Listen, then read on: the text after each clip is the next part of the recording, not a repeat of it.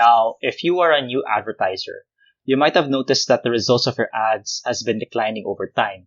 Results as in either sales or ROI. And there are two probable reasons for that. Reason number one is that there are simply more and more market participants nowadays in the ad auction. And what I mean by that is there are more e-commerce stores that are opening up. There are more restaurants turning themselves into food e-commerce businesses, and they're now bidding for ads.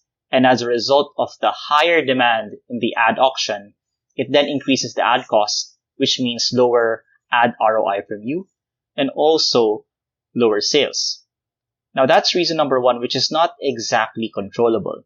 And what I want to zoom in specifically is the second probable reason, which is ad fatigue. And what I mean by ad fatigue is that if a person sees an ad too many times, then they just get tired of it and they don't click it, they don't purchase anything on your website. And on top of that, Facebook has also mentioned in a separate keynote that if a user sees the exact same ad for at least 8 times, the Facebook algorithm will start to deprioritize it in the ad auction in favor for fresher ads. Now, I know brainstorming effective ads is very difficult, and that's what I want to talk about in this week's Weekly Whiteboard. Who am I? My name is Ken Costales. I'm the lead consultant of Monolith Growth Consulting. Now, if you want to get a better understanding of my background and the company's background, you can look at the description. Now, here's a simple table, which is going to be our little tool for today's session. Now, there are two aspects really when it comes to writing effective ad copy as a starting point. One is your market, and the other part is simply communicating to that market. Now, there are two states that you need to realize is true whenever you're communicating to the market. One is that there is a before state, and the second part is the after state, which is after they consume your product or service. Now, there are 3 specific dimensions to the before and after state. One is the situation. Now, let's imagine that you sell diet delivery products or diet delivery subscription, meaning you ship out healthy dishes to your customers, let's say on a weekly basis. So this healthy dish or this healthy thing could be a keto diet, or it could be a high protein diet, or it could be a low carb diet. And it's something that they ship out on a week to week basis. Now, the before situation here, which is really why or what triggers them to buy that type of service to begin with, it's usually due to an increase in weight. Okay, so they are very conscious about their weight condition at this point, and they need a specific solution in order to manage their weight or simply even their health, right? So increase in weight or the health is getting worse. Health is worse. Okay. Now, the after is simply a reduction in weight or weight loss in weight and simply better health. Okay, so that's the before and after situation that you want to look into if you are a diet delivery service. Now, the next one is what I call beliefs. Now, when it comes to beliefs, usually there are limiting beliefs that the market would have that disables them from ever reaching the benefit.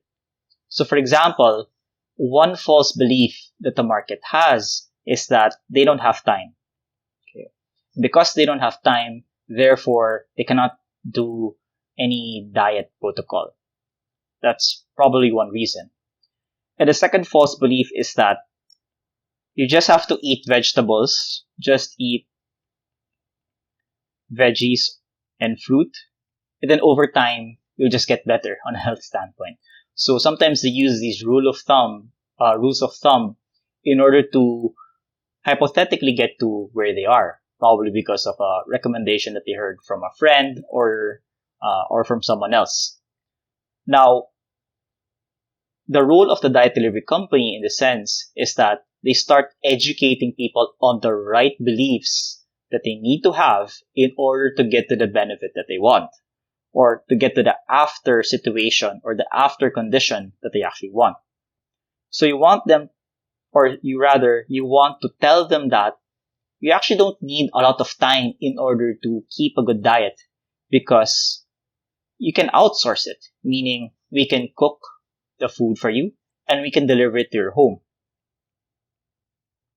So outsource it, meaning no time needed at all, right? So that's one way that you can bust the myth, or that's one way that you can bust the false belief. And the other part is that it's not just veggies and fruit that is required to attain good health. The other important aspect is to make sure that you get your macros and your micronutrients right. Meaning, you need to have a sufficient level of vitamin C. You need a sufficient level of carbs. You need to have a sufficient level of fat if you're going for a keto diet. You need to have a sufficient level of protein if you're trying to build weight. So it is something that has to be precisely calculated for you in order for the customer to get to the benefit that they want. So this is the other part where you'll need to communicate, or you'll need to shift the person's beliefs from false beliefs to the right beliefs. And the third part to it is resources. Normally in the before state, they tend to compensate with inadequate resources. So for example, they might do things on pen and paper. They might try to do some rough calculations online. Rough calculations. And they might read online and they get a lot of conflicting viewpoints. Things like, no, you shouldn't diet, you should just exercise. Or, no, you should go for keto. Or there's another one which says, no, you should go low carb, you should go for the Atkins diet. So there's many conflicting information that's out there, which kind of impedes people from taking the right actions towards the benefit that they want, which is weight loss and eventually better health. Now, if that's the case, if that's the resources that they have, you'll need to tell them that, hey, we have the right resources for you in order for you to shift from a tough past state into a much better future state. So for example, you can offer something like subscription and delivery. And the other thing that you can also share is that instead of them calculating it manually, there is a sticker that shows the macro content, right? So effectively, you've kind of done all the right work and all the hard work for that market, so they don't have to do that anymore. What happens after this is that you help them transform from that before state, which is their weight is increasing, they just don't have time to do it, and they are compensating by spending even more time trying to figure it out through online research. Instead, without research, without any need for time, and just a few 100 pesos per week, we can ship out these healthy meals to your doorstep. Okay. And that's how you can mainly brainstorm new and effective ways to write your ad copy, right? Because you don't have to put all of this information in one ad. You can shift from one part of this matrix here. Let's say you want to focus only on the before state, like you want to agitate the pain, and then you put your product as a way to fix that pain. Or you can choose to talk about the fact that they don't have a lot of time, meaning they feel like they need to have a lot of time to be fit. And then your ad says, no, you don't need to actually spend a lot of time figuring out your health. We can do it for you, right? You can just outsource it to someone else and they can deliver to you great packages every week. Or you can even just focus on the fact that you offer subscription, or you also offer the fact that you have unique items like you have a keto subscription, and then you have a high protein subscription, etc., etc. Right? So this essentially is a strong brainstorming tool for you to help you find the right ads. And you might notice these arrows on the right side and the lower part of this table. Now, on the right side, this will tell you which type of ad to choose based on a person's interest level. Okay.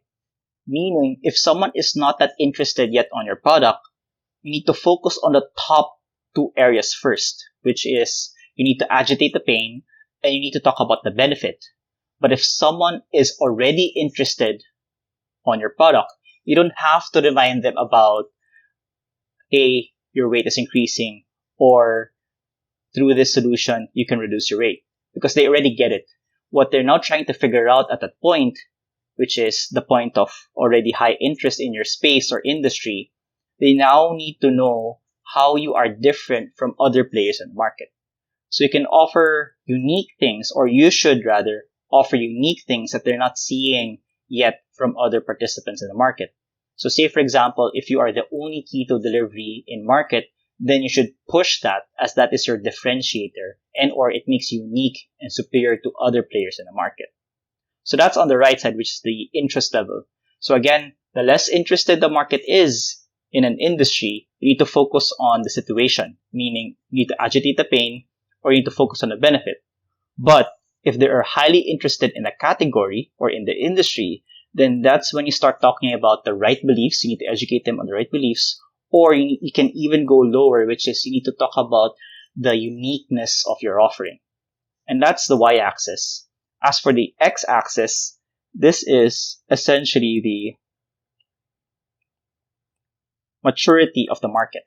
So if a market is much more mature, meaning this is a person who has already tried out keto before, this is a market that's already tried out high protein items before, you don't have to talk about the before state as much, because these people are already highly involved in the market. So for example, if you're in the diet delivery space, this means people who are CrossFitters, or these are runners, or these are weightlifters, etc.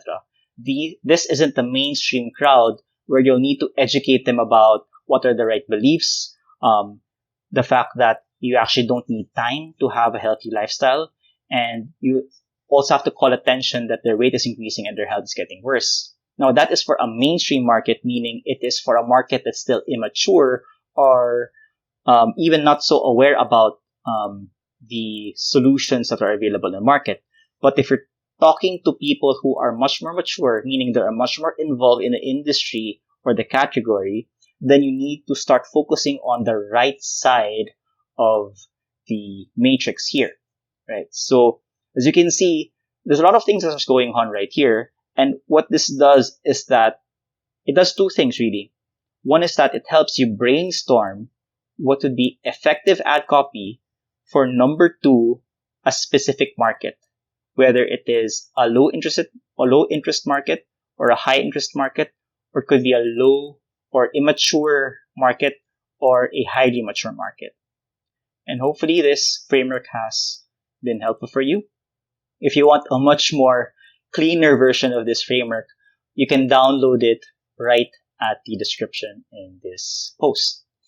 I hope this has been valuable for you. If you want more of this type of content, please like the page. I always churn out content like this every single week. Thanks for listening.